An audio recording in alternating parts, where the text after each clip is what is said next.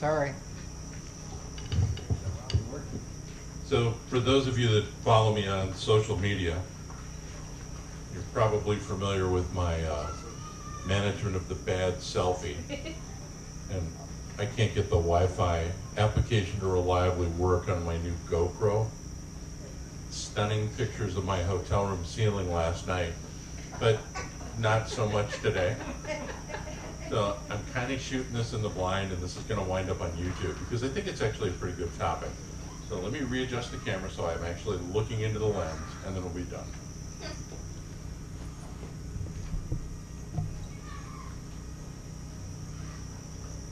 All right, that's marginally better. Okay, tonight's topic is don't be a Google Commando. And it's actually how to write about war and people that carry weapons and wage battle with others without having to go through 16 really fun-filled weeks at the New Mexico State Police Academy in Farmington, or spend 5 years in the United States Navy riding around in radioactive sewer pipes with 140 other people with flatulence problems. You don't have to do these things to write authoritatively and convincingly about the topics. But what you do have to do is do your research.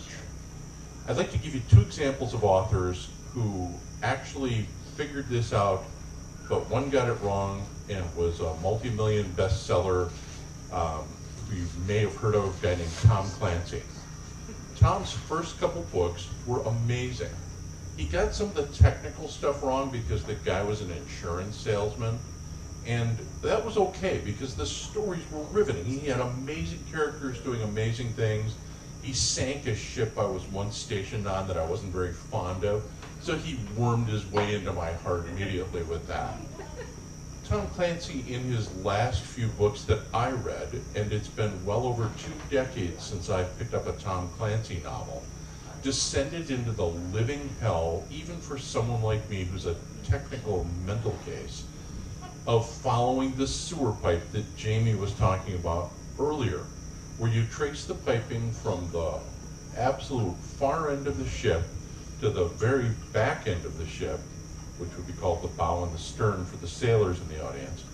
And all it is a waste discharge pipe where the poop goes out to the ocean. I don't care. I don't want to read that. I don't want to read Tom Clancy's 1,200-page voluminous stinkfest because he managed to lose all of his characters and all of the interesting stuff in there. I would much rather read a book by my friend, and he is my friend, Michael D Mercurio, who hasn't written in several years because the market decided that it wasn't going to do thrillers like this anymore. But Michael's a graduate of the United States Naval Academy, and then because he got tired of that, he just finished first in his class. He went on to MIT and got a degree in nuclear physics, thermodynamics to be precise. Then he was an officer on board the USS Hammerhead, which, since Michael will watch this video, I do have to say single-handedly defeated the sprawling Soviet octopus and won the Cold War. Although the Hammerhead, according to some people, was a peer queen, I don't think that's true. Michael will disabuse you of that person. But what Michael did was he wrote great characters. He had Patch Pacino.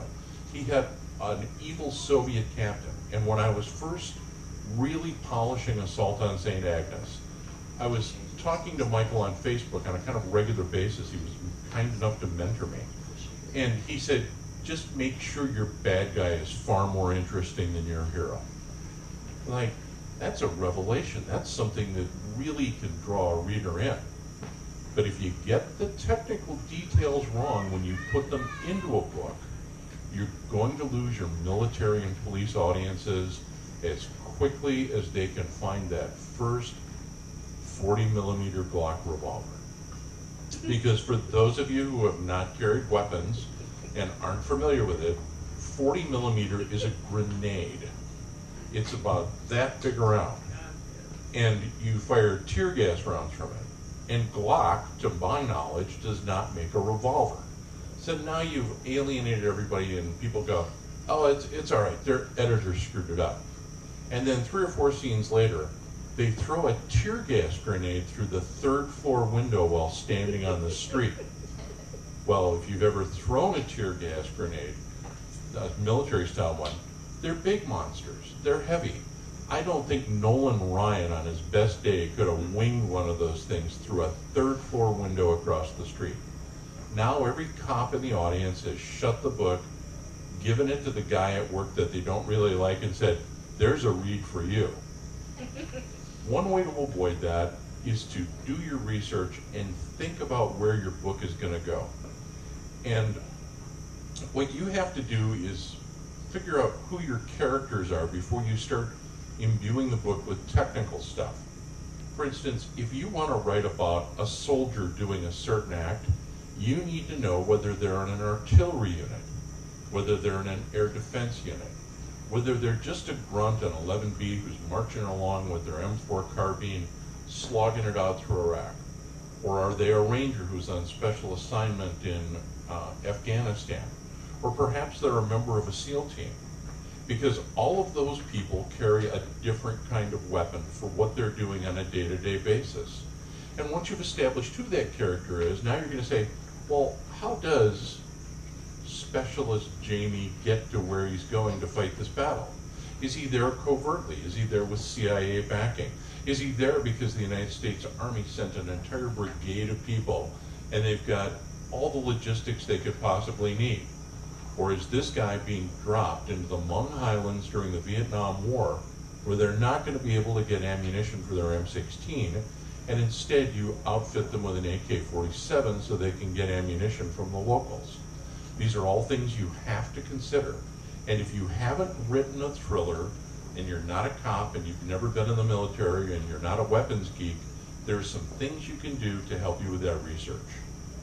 And I'll keep this mercifully short because I want to just give you some principles to work with. The first thing you have to do, as I said, is determine who your character is and what kind of a unit they're in. Excuse me.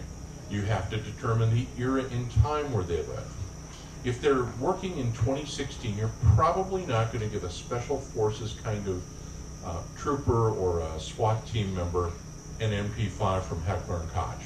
Great weapon, wonderful. You could put subsonic rounds in it and put a suppressor on the end of it and really do some serious damage inside a building without it blasting the eardrums out of the people on the street.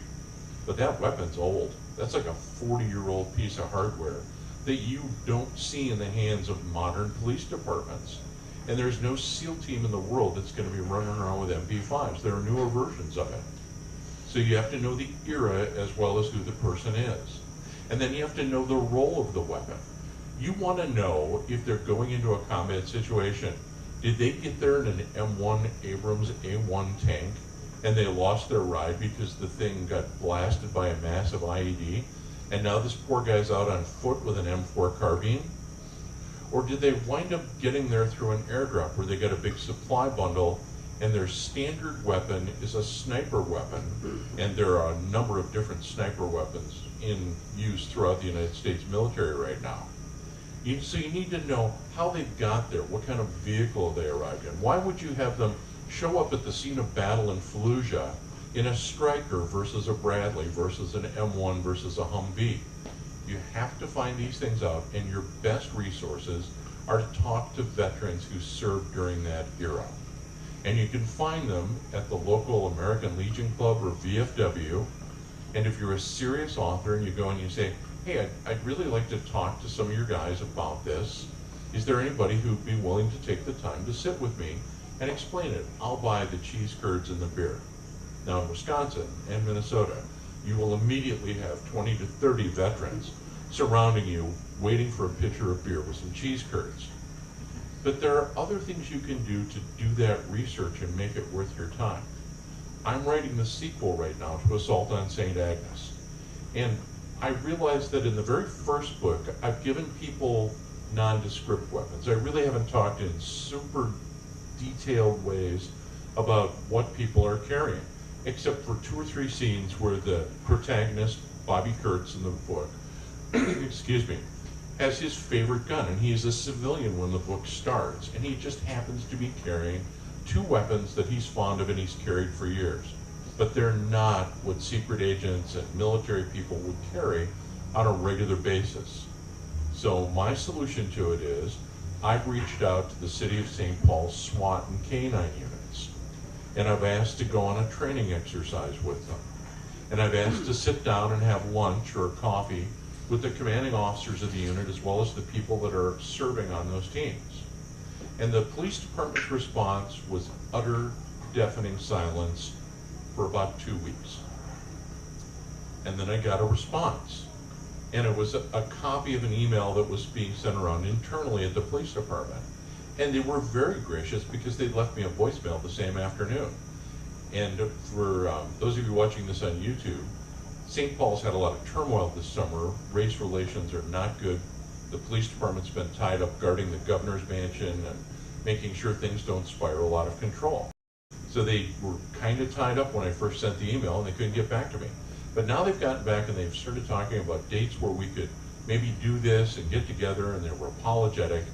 But I'm going to get to go inside of that SWAT team and ask the questions I want to ask about how do you guys do a forced entry now?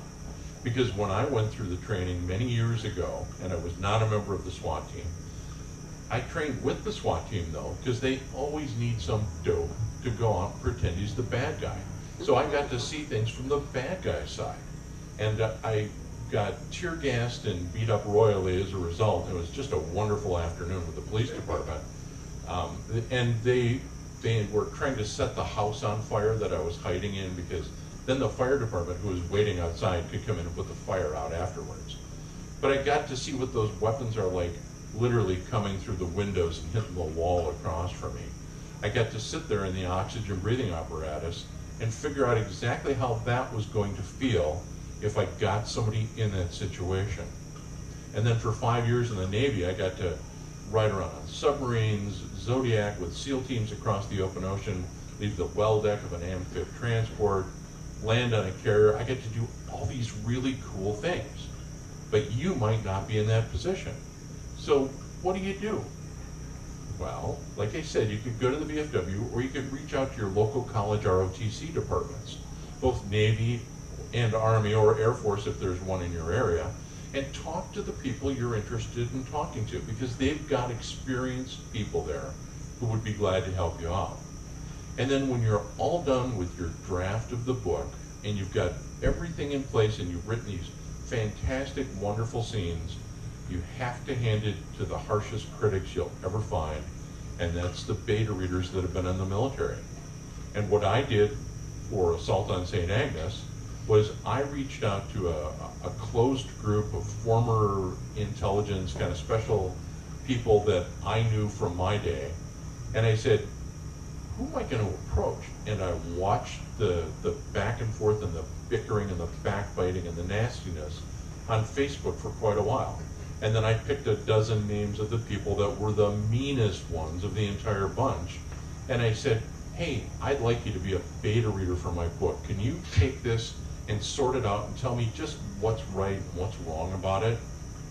And they were very good about getting back and saying, yeah, I think that's probably right on the money, but you don't want to talk about this quite that way. Here's how I frame it. These are golden resources. So whether it's your local police department, the local fire department, if you're writing about rescue EMS people, the Air Force colonel at the local unit at the college nearby, who was a fighter pilot and was involved in Operation Desert Storm. These folks are, generally speaking, very gracious and willing to help you out. You simply have to tell them what your goal is and let them know what your agenda is. And if you come to them and say, I'm an author, I'm writing the sequel to my book, it's a Christian book, and that's the worldview I'm coming from, and I'd be glad to sign a non-disclosure agreement just in the event that you reveal some tactic that you later say, we can't talk about that. If you're willing to do that as an author, you can avoid being a Google Commando. Because the worst books, the books that make me cringe as a veteran and a former police officer, are the ones where you can clearly tell somebody says, I think that cop's gonna need a shotgun. And they go out and Google the word shotgun on Google and find a Frianci double-barreled auto-loading rotary cannon that's actually from some video game. And they use that weapon in their scene, and it does happen. Or even worse yet, let's say you finally got this book down to the point where you're ready to publish it. And you're going to go the self-publishing route because that's really all that's available to you as a novice author in a lot of cases. And you pick some great photograph off of one of the photographic services out there and you put it on the cover of your book and you have this great lettering and it's the fascinating story of a United States Army Green Beret who's been sent to Uzbekistan to recover stolen Soviet nuclear weapons. And on the front cover of your book, you have a Royal British Marine. And the local media in the United States does that all the time. They put pictures of Soviet warships up, and I can tell just looking at them because I know what the weapons and radars look like on a Soviet warship. And it's, remember our sailors on Memorial Day. I'm like, really? Our sailors? Those guys were in the Soviet Navy 30 years ago because that's when the picture's from. It's attention to those small details that will save you tons of humiliation, and you'll also gain the perspective of the people that you're writing about. You will learn a little bit about what their culture's like. You'll learn that they don't talk certain ways. Jamie was absolutely right when he was talking about that earlier. Certain groups have a vernacular, they have speech patterns that they talk about. Paul referenced that too. You don't use certain terms in certain groups. It's that simple. If you ask a Marine about their helmet, they're going to give you a cross-eyed look. You're going to say, you mean my Kevlar? Yeah, your Kevlar, that's right. Whereas a German might describe it as a coal scuttle helmet if he was in the First World War. Keep your terminology right, keep your photos right, reach out to the people that can help you write that book, and just give it your best. Try and honor God in what you're doing. If you do that with an honest heart and reach out to the right people to help you, you'll have a successful book, and you will not be a Google Commando. Any questions? Is there a book that you know of, a good book or books that are a good resource for doing this? I know I've got a few like on like airplanes, but I don't know. I mean, would it be good? Is kind of like an author's guide almost to Yeah. I've seen like author's guide to Victorian England. I mean, have you ever thought about even writing that, like an author's guide to weaponry and stuff? Or There are dummies guides to some of this stuff. What you have to do though is pick a specific time period and look at it. Jane's aircraft, Jane's fighting ships, Jane's Guide to Armored Vehicles, I think is still out there. All of these things reference specific year points, but they're really expensive, so you want to just buy one. And a lot of it you can get from Google, but you have to reach out to the right times. Anyone else? Well, thank you very much.